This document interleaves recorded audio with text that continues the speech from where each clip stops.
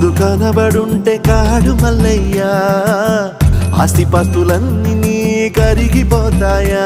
ఏమైనా నీకు న్యాయం గుందా? ఈ పైన నిన్ను వదిలేదుందా? ఎట్టగెట్టనో తల తిరిగి ఒగసిన పాపమంత కరిగి శివయ్యాని సిగముడిలా సిక్కుకుంటిరా. బొమ్మని దిలించిన, కసురుతూ కదిలించిన, శూలముతో పొడిచిన, పాములు కరిపించిన, నిన్నొదిలితే నా పేరిక తిన్నడే కాదురా.